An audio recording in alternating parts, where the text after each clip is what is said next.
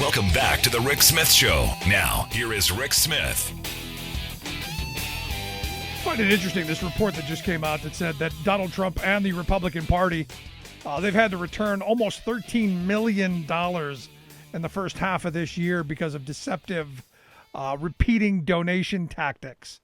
Where if you gave once, they just keep banging you month after month after month. And it turns out that those refunds are the biggest outlays that the Trump folks have made in 2021. And they're accumulating a massive, last I saw, $100 million war chest. I'm not sure what they're going to do with that other than maybe line their pockets here and there. The grift that we saw the last 4 years. But I got to tell you, I'm starting to have a little bit of hope.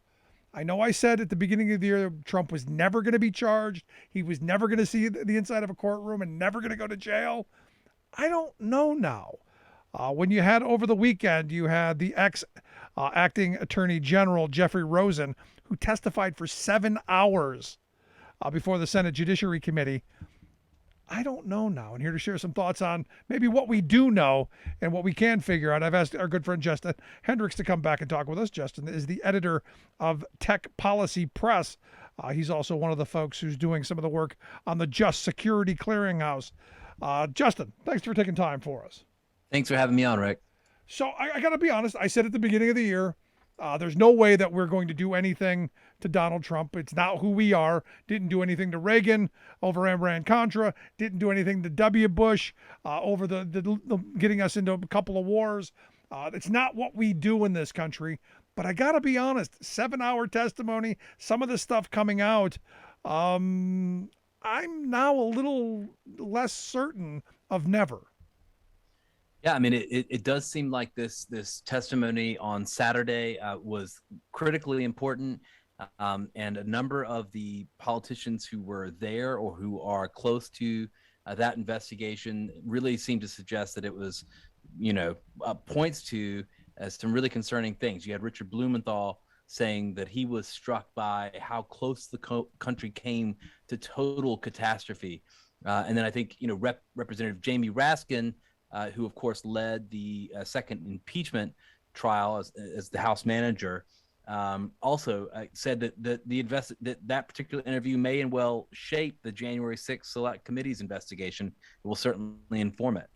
Yeah, because, I'll be honest, we had followed the last 4 years of all of the things and all the leaks and all the stories that were coming out and all of the things that people were saying, no, it couldn't possibly be true, only to find out, yeah, that stuff's all true. I'm looking at this guy as a former acting attorney general who has jumped out, and he wasn't, as I understand, wasn't subpoenaed, wasn't compelled to testify. He came in before everyone else. So I guess the first place to start would be, why would he come in without being compelled? Yeah, I mean, it looks like to some extent he wanted to get in before there was a legal challenge to his potential testimony. And he's, of course, called by the Senate Judiciary Committee and showed up and did 7 hours, as you mentioned, of testimony on Saturday. Jeffrey Rosen, who was the acting attorney general, he is an absolutely central witness in multiple now investigations into what Trump got up to in those final days in the White House. Everything from the question over the pressure campaign on Georgia and the effort to kind of try to interfere in the decisions that Georgia election officials were taking, on through, of course, to the run up to January 6th and what was going on there. And what we now know was a campaign to try to use the Department of Justice to essentially interfere in the outcome of the election. And that is that potential total catastrophe that Richard Blumenthal is referring to. Yeah, we saw the statement last week. The guy scribbled down the note. Just come out and say something. We'll take it from there. I mean, that's something that history is going to remember for generations, because this was really, that's in my view an admission of this is an ongoing coup. This is an ongoing attempt to usurp the power of the ballot box and the will of the people. I don't know how else you take that.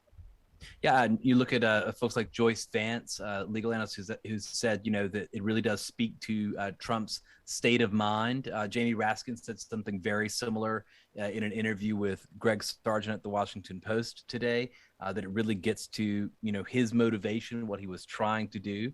And, again, you have to go back and look at the timeline, look at what was going on. December 21st, Trump has a meeting at the White House. He's got multiple Republican congressmen and women who are there. They're talking about how to, reject the certification of the Electoral College. They're beginning to plan for January 6th. So you've got folks in the room like Jim Jordan, Mo Brooks, Andy Biggs, Paul Gosar, Marjorie Taylor Greene. And then you've got this phone call just 6 days later, right after Christmas, where Trump urges Rosen to take action, saying people are angry. They're blaming the Justice Department for failing to respond. And then, we know that right around that time is when Trump threatens Rosen. He says, I'm going to replace you and potentially install Clark, right? And then we get that draft letter that that Clark sends to Rosen, potentially to interfere in the Georgia election. And that's when things really do, hit the fan. Right. But, this is something I've been saying was in the works, I believe, for at least a year before. And honestly, from, 2015, it was always their intent to contest the outcome of the election. They were talking about this in 2015 and in 2016, that the only way they could possibly lose if it was stolen. And I believe they were building the kind of infrastructure to do some of these things that they inevitably did in 2020. And I got to think you have to look at all of it in its entirety, which is why I think there has to be a full, open, and transparent investigation into this. Well, and let's hope that that's what this January 6th committee will become, because you've got to take into account not only all of this activity, but as you say, a set of activities that the campaign and the president engaged in. I look back to March 2020 when the campaign launched this idea of an army for Trump, these poll watchers, these people I got the email. That would come along and essentially keep an eye on what was going on across the country. What were they trained to do? A lot of folks on the left were worried that they were going to come and try to intimidate others. And of course, that was a real concern. But one of the things that they were explicitly trained to do was to show up with their smartphones and to try to collect evidence of any kind of impropriety that they might see at the polls. Of course, we know through multiple investigations over 60 cases rejected, that there was no widespread fraud, not even any significant fraud across the country in 2020. But nevertheless, you had these individuals out there on behalf of the Trump campaign looking for little artifacts, creating little local media stories that spun into social media, that got gathered by the White House, turned into a narrative, and then essentially fed into the big lie. See, now you take that as the day that you were most concerned. For me, it goes a little bit earlier than that, back to January 20th of 2020, when in Richmond they had that what was like supposedly a lobby day where they all showed up in their dress gear, all in uniform. I said back then that was an exercise. That was a show of force. That was one of those, look what we can do and be afraid of what we're doing. All while he's out there, saying, don't let them take your Second Amendment, kind of riling them up. But for me, that was a show of force thing more than it was a lobby day when evidently virtually nobody was there. Well, 100%. I mean, you've got these two things kind of happening side by side. One is that these, right-wing extremists, armed to the teeth, allowed to show their head, not just in Richmond, but across the country in multiple demonstrations throughout 2020 with no repercussions. Look at Oregon. Look at the various kind of actions that took place across the country where there was violence, and no seeming repercussions for these individuals. No doubt, then, of course, that come January 6th, folks like the Oath Keepers, the Proud Boys, the Three Percenters, et cetera, feel perfectly empowered to show up to the rally at the Ellipse and then to march on the Capitol. And I don't know what worries me, Rick, right now is that we're seeing some of these groups act in public again. We've just seen the Proud Boys this weekend engage in violence, and where are the repercussions? No, I'm right there with you, and it's one of those things that's quite scary because there haven't been, and again, I go back to what my fear at the time was that we're just not going to hold anybody accountable, and Trump and the people who pulled this off, they're going to walk away with it.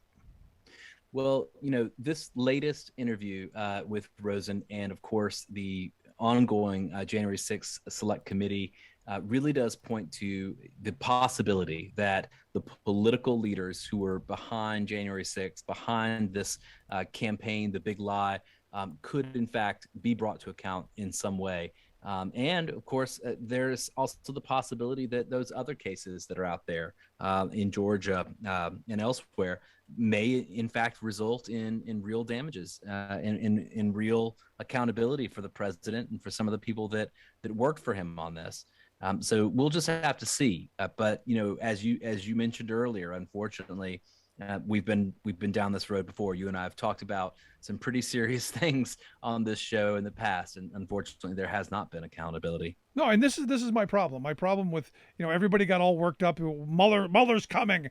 Mueller's going to do his job, and Mueller's going to get him out, and nothing. The same thing has happened. When Biden's going to come in, we're going to hold them accountable. The impeachments are coming. We're going to hold them. It never happens, and I don't want to get people's hopes up and think, hey, this is finally something's going to be held accountable. But this is starting to look like some people are coming forward. I'd love to see what was in that 7-hour testimony. Do we ever get a look at what was said? Not yet. So all we have so far are the comments from lawmakers who were there. And I do look to folks like Jamie Raskin, who's commented in particular about the extent to which the committee will want to understand all of the efforts that Trump took to manipulate the Department of Justice. That's going to play out again and again, I think, in different hearings that the Select Committee hosts. So there'll be more, and it will be in the public. Do you think there's a possibility, and this is one of those, I know it's kind of a fool's errand to try and bring this up, but is there a possibility that even his supporters look at this stuff and go, that's not what I signed up for? I voted for this guy because I thought he was the best guy. I thought he was going to fight for us. I didn't vote for someone who was going to overthrow our government. I didn't vote for somebody who was going to do this kind of stuff. Do you think it's possible that there will be people who will go, this isn't what I signed up for? There's a lot of opinion polling out there that's taken place since January 6th. I just saw some new survey work from the Chicago Project on violence that came out over the weekend from a researcher called Robert Pate that suggests that there really are two universes. There's the MAGA cinematic universe, and there is reality. And unfortunately, there are a large number of Americans who believe that what took place, for instance, on January 6th, was justified because Biden is an illegitimate president, because the election was stolen. And I don't know the extent to which any of this effort, the committee or any of these other investigations in Congress or other investigations outside of Congress, I don't know if it can bridge that divide. I don't know exactly what will do that. But I do know that it matters that we get to the bottom of it. If we have any hope of kind of holding the nation together on some level, there has to be fact. There has to be, a reality, and there has to be a rule of law. And so, despite the fact that there are a lot of people out there that will reject the reality of that day and that will buy the president's alternative narrative about what happened, we've got to push for the truth. Now, the fact that he's got this $100 million war chest that they're building, and look, he's still got power in social media, and the right wing of this country has an enormous megaphone with cable news and talk radio. They will continue to keep perpetuating the big lie and the big steal, even though there are Republican legislators who are coming out and saying there's no there there. At some point, don't they have to be held accountable too? I mean, it's one thing to go after Trump, but it's another thing to have to go after the billionaires who funded all of this stuff and the people who helped push these lies through our media and through our entire political apparatus. I agree with you that the political elites, the media elites that fed these lies absolutely need to be held to account. But this is a participatory activity. This is not something that's only elite driven. You've got a lot of folks in their homes across the country who deeply believe in Donald Trump. They deeply believe in the Republican leaders that are around him, and they aren't simply going to change their minds just because they're even told to by a potential elite, changing their tune. Yeah. So I'm not exactly sure how to cross that bridge. Now, you're somebody who follows this extremely closely. We had the testimony of the police officers last week. We had this testimony by Rosen. What are we expecting coming next? Personally, I would have liked to have seen Rosen's testimony be public, but I'm sure there's a lot of national security stuff that we probably are not allowed to know just yet. What are we expecting? What are you paying attention to? What shoes are you looking to drop next? So I think one of the things to keep an eye on is, when does the select committee plan its next hearings? And it's not exactly clear, exactly when that's going to happen and what the subject of that first set of hearings is going to be. It is interesting that we know they're trying to decide what types of evidence, what types of witnesses to call at the moment. I saw a note earlier yesterday that said that the committee's weighing whether to pursue call logs from the Trump White House, for instance. There are probably going to be some legal fights over what they can get, but it looks like the Biden administration intends to, be cooperative, which is lucky. On some level, the executive branch doesn't plan to put up too many roadblocks to getting at White House, records and documents. We can hope that that's the case. So I would look for, when is that next hearing? What's it about? And how is it going to follow on to what we learned in that first hearing, which I think really set the tune for why is this important? Why does this matter? And underscored the fact that it was not a walk in the park. It was not a set of tourists visiting the Capitol. It was an absolutely bloody, violent insurrection with the intent of overthrowing the Electoral College certification on that day and denying American democracy. And it was planned from the beginning. This wasn't something that just spontaneously happened. I've had people who said that they were there and it was just a spontaneous thing that happened. I'm going, no. You don't have all the infrastructure that they had in place for something that was just spontaneous. But most certainly something we're going to keep an eye on. Justin, I appreciate the time. I appreciate your expertise on this, and I hope you'll come back and keep us up to date on what's going on. Thank you, Rick. As always, good stuff, Justin Hendrix. Make sure you check out the work that he's doing over at Tech Policy Press. You can check out the website, techpolicy.press. We'll get links out on social media. Quick break. Right back. Stick around. Listen to The Rick Smith Show. Remembering that united we bargain, divided we beg. Rick Smith.